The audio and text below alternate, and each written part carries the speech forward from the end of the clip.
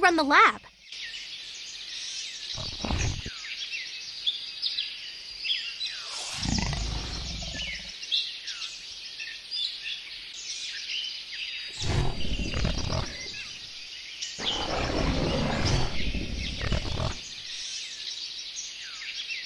This is your next lesson.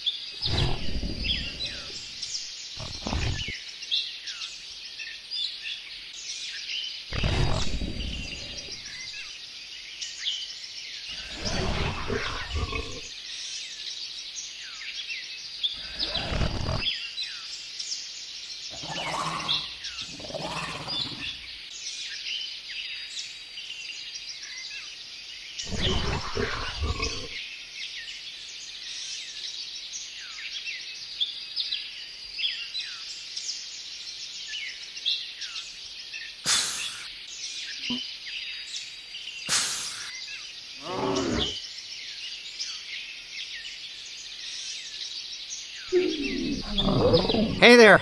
I'm glad Heather talked to you about the scientific method.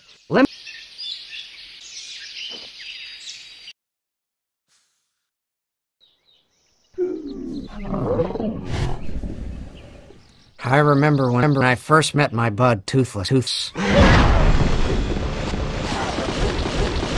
Here was this amazing, sleek dragon with giant wings.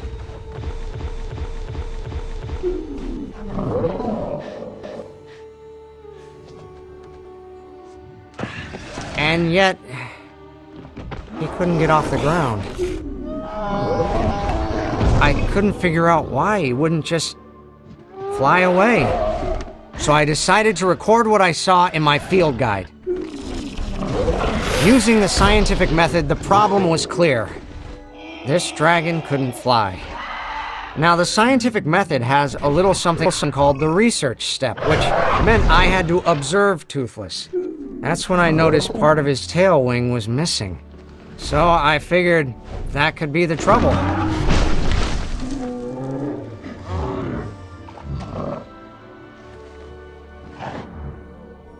I was gonna need some time to test my hypothesis.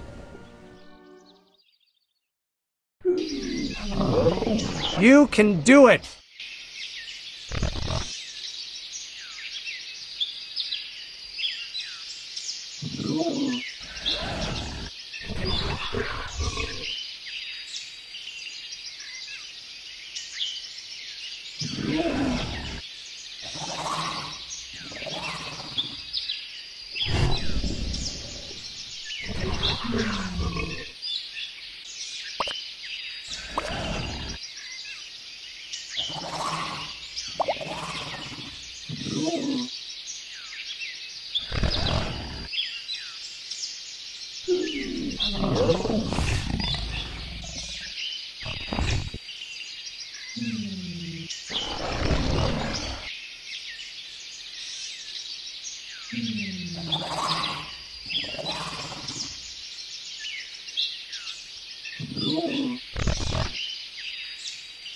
But before I could test out that hypothesis, I realized I had another problem on my hands.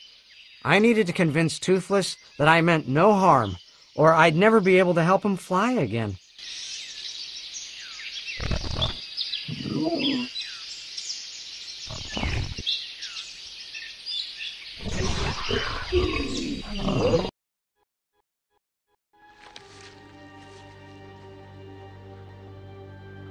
My hypothesis was that Toothless would eat any type of fish I brought. I brought him one, so he would see me as a friend, not an enemy.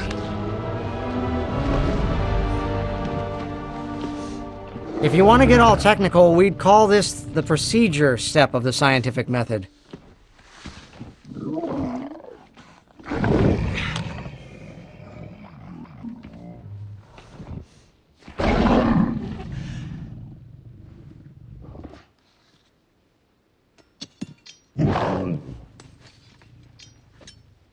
It was the moment of truth.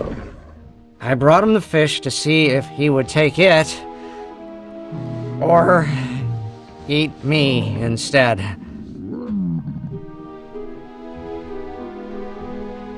Thankfully, he chose the fish. Can you sort it out for me?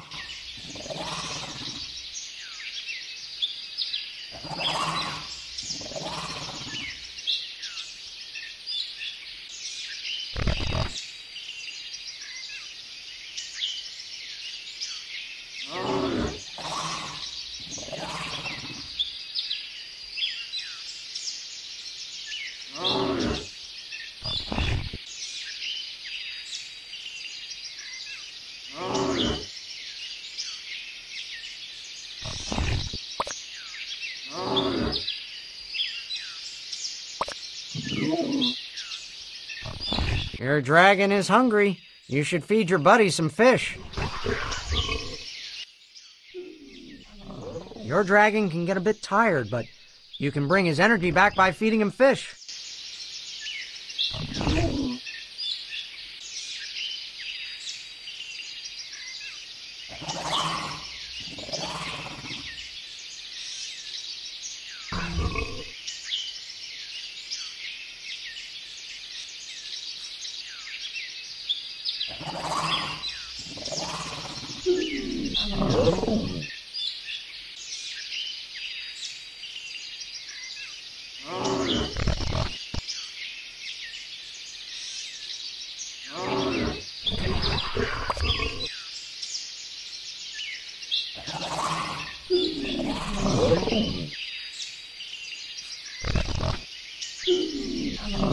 You're a natural.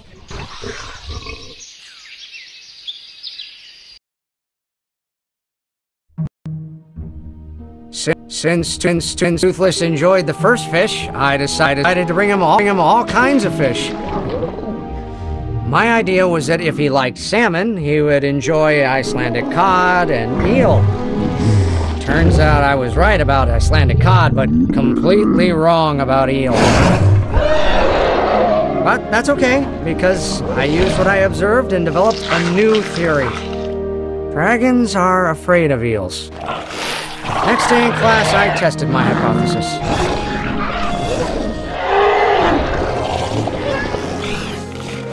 It looked like it worked.